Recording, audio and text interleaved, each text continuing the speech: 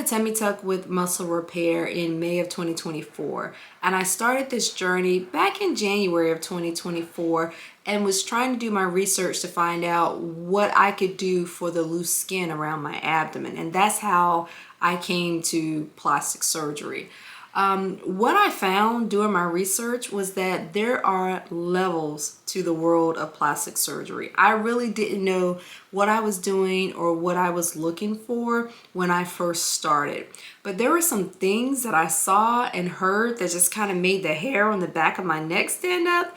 And I was like, oh no, this is not what I'm looking for. And so I call those my red flags because they steered me away from what I believe could have been some really bad situations and some really bad results, and helped me to choose the best plastic surgeon for me. So I'm going to give you the 9 things that I came across that I consider red flags in the world of plastic surgery. So the first thing I discovered was that there is a difference between a cosmetic surgeon and a plastic surgeon.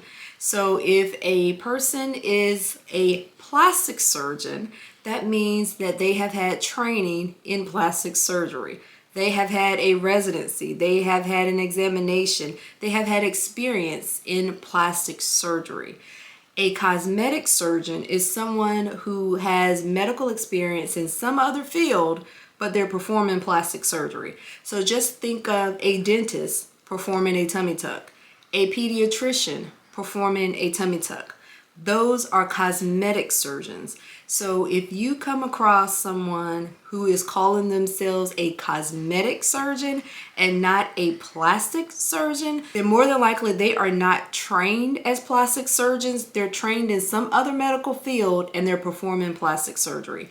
That was a complete red flag to me, and I decided that nope, anybody that cannot call themselves a true plastic surgeon was not going to be performing plastic surgery on me. The second red flag was a surgeon who said that they were board certified but never specified what board they were certified by. What I found was that there are 2 different boards of certifications for surgeons. And so the gold standard is the American Board of Plastic Surgery. That is the board that you want your plastic surgeon to be certified by. Remember when I was talking about the difference between a plastic surgeon and a cosmetic surgeon? Well, the cosmetic surgeons decided to create their own board. And so now they can also say they're board certified, but they're not certified by the American Board of Plastic Surgery, the gold standard. They're certified by a board that they made up so that they could say that they're board certified. So if you are considering plastic surgery, be sure A, your surgeon is a plastic surgeon, and B, that they're actually certified by the American Board of Plastic Surgery. Ask which board they're certified by. The third red flag when I was doing my research was that the consultation was not with the plastic surgeon. So I actually set up a couple of different appointments, and again, not knowing any better, and my consultation was set up with someone other than the plastic surgeon. And what I found out is that if you're not consulting with the plastic surgeon during your consultation, you're consulting with a salesperson. They're there to sell you a service. They're there to sell you a product. So I was really uncomfortable with that. If I am going to a place and I am expecting a medical service, then I want professional medical advice. I don't want my first interaction to be with the salesperson selling me a service. I want it to be with the medical professional giving me advice as to what medical service that I need. I actually had one consultation, and I thought the consultation was going to be via telehealth, over the computer, virtual consultation with the plastic surgeon, where at least, I could stand up and he could kind of see my body. It ended up being on the telephone with an assistant. And so I was having this consultation with this assistant, and the assistant tells me that I needed liposuction 360 with a tummy tuck. And I'm thinking to myself, well, how do you know that? A, you're not a medical professional, and B, you've never seen me before. She hadn't seen any pictures, hadn't seen any videos, hadn't seen anything, but here she is telling me, giving me medical advice and telling me what medical services I need. Well, how do you know? And, you know, I was in a consultation the week before with the actual plastic surgeon in his office who was touching me and poking me and was like, okay, you don't even have enough fat for lipo. There's no point in doing lipo on you. But here's someone, a non-medical professional over the phone, never seen me, telling me that I need liposuction 360 and it's going to cost another $4,500. That person was a salesperson and they were there to sell me a service. They were not the plastic surgeon giving medical advice. And that just really made the hair on the back of my neck stand up. I'm like, I don't trust anything that you say. You're the salesperson. Of course you're going to say that I need lipo. You're the salesperson. So that was red flag number 3. By the same token, another red flag for me was when you don't get to meet the plastic surgeon until the day of surgery. Now, this to me is really scary. And I will give you an example, a real life example of a story someone told about this experience. This young lady had a serious medical condition. And her original consultation was not with the plastic surgeon, it was with an assistant. She gave all of her medical history to this assistant. And the assistant was supposed to give the medical history to the surgeon. So a couple of days before surgery, the lady travels to the state where the surgeon is because she's about to have surgery. And the day before surgery, the surgeon looks at, I guess at this point, looks at her medical history and says, oh, I can't perform the surgery tomorrow. You have to be cleared by another specialty doctor. And the lady was really upset about that because, of course, you know, she had made all these arrangements. She had traveled out of state. She was already there and she was expecting the surgery the next day. And, you know, I was confused thoroughly because I'm like, you have a serious medical condition. And you mean to tell me you've never met the plastic surgeon? That you were relying on an assistant to relay to the plastic surgeon that you have a serious medical condition? That is like the scariest thing to me and really a red flag in the world of plastic surgery. You're not meeting your surgeon until the day of surgery. Like when I had 2 consultations and a pre-op appointment with my plastic surgeon. They were all with my plastic surgeon. Every visit has been with my plastic surgeon.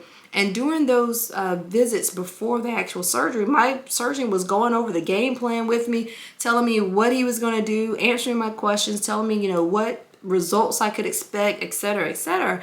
And so I don't understand the concept of not even meeting the person who's going to cut you until the day of surgery. Like how are they preparing in advance if they haven't met you beforehand? What services are they providing that are going to be specific to you if they don't see you until you're knocked out on the table? That was just really scary to me. Another red flag are those surgical centers where you don't get to pick your surgeon. A lot of them will do round robin where you just get the next available surgeon. Again, you're not even meeting your surgeon beforehand because you're just getting whoever's available next on that day or whoever is scheduled for surgery that day. I really have to vibe with the person that is going to have my life in their hands. And so I was really focused on finding a surgeon who I could really trust. And that was really what I got in my plastic surgeon. He was very down to earth, very relatable, very personable, had great bedside manner, and I just really vibed with him. Like I trusted him wholeheartedly to knock me out, cut me on this table, and I was reassured that I was going to wake up and I was going to be okay and I was going to somewhat like my results. But you know, I will give you an example of why that is so important. After surgery, the same day, I went home and I had bleeding from my incision. And I wasn't, yes, I know that I had just had a major surgery. I was not expecting to be bleeding from my incision the way that I was. I was pretty taped up. And so I'm like, where is the blood coming from if I'm pretty taped up? And so I called the after hours emergency hotline and talked to the plastic surgeon that was on call. Now, the plastic surgeon that was on call was not my surgeon, but he was a surgeon within the surgical group. And so I called him and I was asking him a question about this bleeding from, at that point in time, I didn't know where I was bleeding from. And I was really, I'm still on medication. I'm still coming down from the anesthesia. And so I'm just kind of, like, hey, what do I do? I'm bleeding. And he just really, he was just kind of like really rude. In my opinion, he wasn't really personable, didn't have great bedside manner. And I'm like, dude, had I gone for a consultation and my consultation was with him before surgery, I definitely wouldn't have picked him as my surgeon. Just didn't vibe with him whatsoever. And I told my husband that day, I was like, the most painful part of this process thus far has been talking to that plastic surgeon on the phone. Like, I actually almost told my husband, hang up the phone. Just, we good. Just, I'm going to figure out where I'm bleeding from, because it was that painful to talk to that guy. And so, it's, for me, I just think that is one of the reasons why it's so important that you know your surgeon and you get to meet with your surgeon beforehand. Had I been laying on the table and this is a guy who's going to cut up on me and I had never met him a day in my life, oh no, surgery canceled. And so, I had to feel comfortable with the person who was going to perform my surgery, and that surgeon would not have been it. And so I just think it's a red flag if you don't have an opportunity to meet your surgeon beforehand, get the vibe with them, and you don't get to pick your surgeon. If you're just getting the next one in the surgical group, you don't really know their background, you don't really know their training history, their experiences, and you don't get to pick who you want to perform the surgery. To me, that's a red flag. Another red flag, how many surgeries does your surgeon do per day? I came across some surgical groups where the surgeons were doing 5, 6, 7 surgeries per day. That is scary. My surgeon did 2 to 3 surgeries per day on Tuesdays and Thursdays. That's 4 to 6 surgeries per week. There are some surgeons out there who are doing 4 surgeries before lunch every day. That is really scary, and I will tell you why that's scary. There was a young woman on YouTube who started documenting her surgical journey post tummy tuck, and she was having all kinds of complications. And one of the things that she said was that she was her surgeon's 7th surgery of the day. She said that the surgeon was so exhausted, the surgeon wouldn't even look at her. But she still went through with the surgery. She was the 7th surgery of the day. And she had so many complications from her surgery.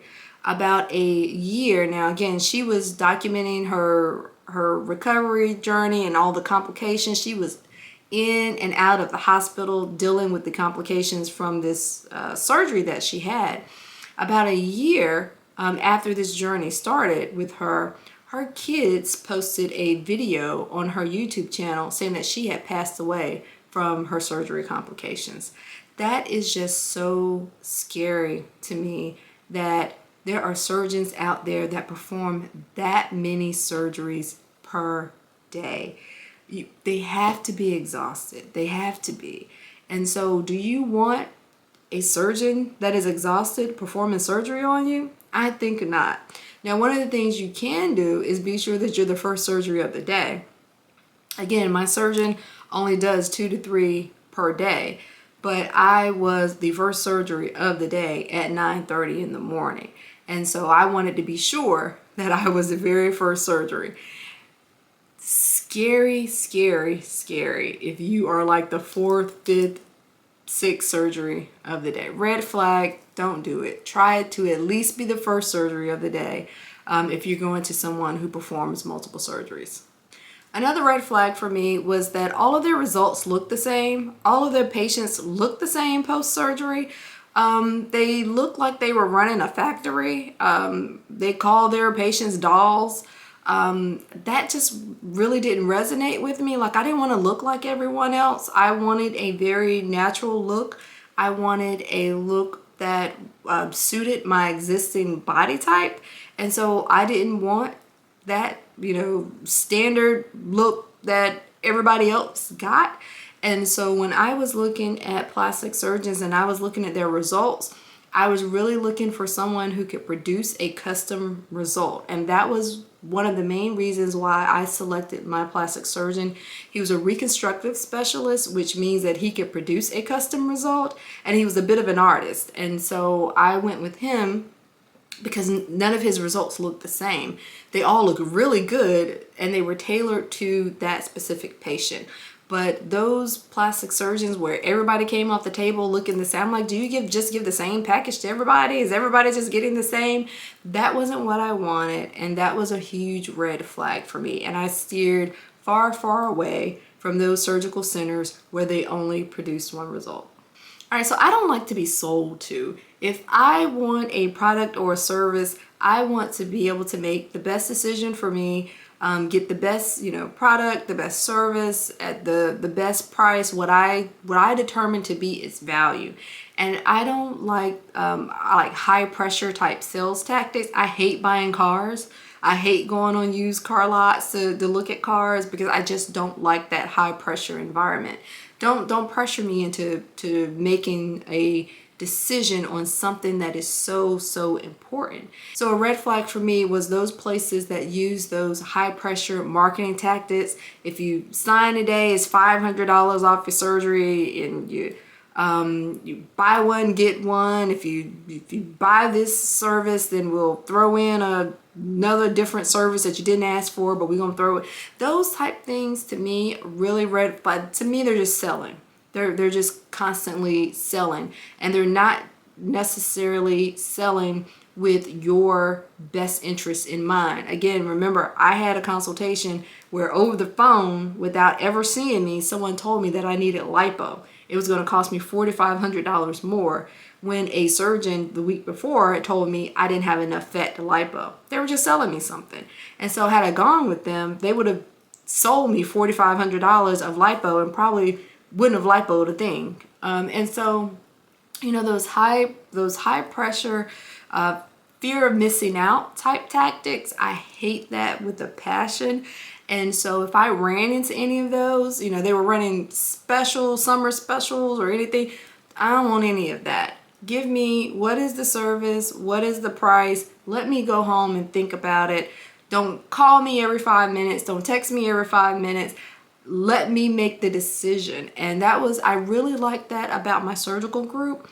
I went into a consultation. They answered all of my questions. The consultation was free, answered all of my questions. They gave me a price. I went home. I didn't hear from them again. I told them it was my first consultation. Didn't hear from them again. And then, after I had done some other consultations, I went back for a second consultation. The second consultation was also free. And went in, the surgeon answered my questions again. They updated my quote. Still no pressure. There was no pressure to do anything. And I made the decision at the second consultation that was my plastic surgeon, and I wanted to schedule a date. And so I paid my deposit that day. But it was just so super easy. They gave me all the information and let me make an informed decision. Those are the type of environments that I like. And so I just steered clear of those high pressure, fear of missing out type environments because it just wasn't for me. Last red flag was lawsuits. Coming across lawsuits that were brought against a plastic surgeon or a plastic surgical group. One of the things that I've learned is that you will rarely find a lawsuit against a plastic surgeon or the surgical group simply because the waivers that you sign before your surgery are so airtight. I signed a waiver that basically said that I knew that I was having a medical procedure that was not medically necessary. I knew that the risks were injury or death. That the surgeon could basically do whatever he deemed necessary, and that I may or may not like my result. That pretty much covers everything. You're not going to wake up off the table and be unhappy with how you look and find an attorney that will sue a plastic surgeon. They're going to read your waiver and tell you to have a great day. There's no money in that for them. You're not going to win. You sign a waiver. That said, you may not like your result. And so if you do come across a plastic surgeon or a surgical group that has had a lawsuit brought against them, it is because an attorney was able to demonstrate that they were so grossly negligent in whatever it was that they did, that they had a good chance of winning that lawsuit, because otherwise you're not going to find an attorney who's going to waste their time with such an airtight waiver that you've signed before surgery. So anytime you find a plastic surgeon or surgical group that has had a lawsuit brought against them, that is a huge red flag, because there was an attorney who decided there was some money to be had, because otherwise there's not, and they're going to more than likely turn you away.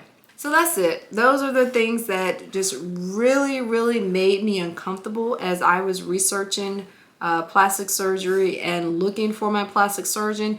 And those were the things that I really tried to stay away from. And I will tell you that just using my spirit of discernment and listening to my intuition, those hairs standing up on the back of my neck really steered me away from what I believe could have been some really bad situations into a situation where I had a great plastic surgeon. I had a great plastic surgical group. I had a really great experience. It was really pleasant from beginning to end. Well, I say the end, but I'm not really at the end at this point. I'm just almost 2 months post-op. But it has continued to be a great experience. I had no issues doing surgery. I had practically pain-free surgery, complication-free surgery. Recovery period was right at 6 weeks. I got right back to being active with running and strength training, just like my surgeon said. I am happy with my results. I continue to be happy with my plastic surgeon. And so I just really believe that steering clear of those red flags really helped me to clear the field of all the noise and find the perfect plastic surgeon for me. So hopefully this information is helpful in helping you find the perfect plastic surgeon for you if plastic surgery is something that you're interested in. All right, so my next video is actually going to be my 8-week post-op update video. I have been working on this video for about a week or so now, and so that will actually be the next video that is posted, and I will show my results, my before and my after. I'll talk a little bit about milestones, things that I came across in my recovery, and just how I went about recovery and how I continue to go about recovery. So if you have any questions or comments, please leave them in the comments below. I have no problems answering questions. I want to share all of the information that I came across, all of the things that I know, because hopefully it will be helpful to the next person. Again, I had no clue what I was doing when I was researching and looking into plastic surgery. So anything that I can do to be of help to the next person who is doing their own research, I certainly want to be of help. Thank you so much for watching. See you in the next video.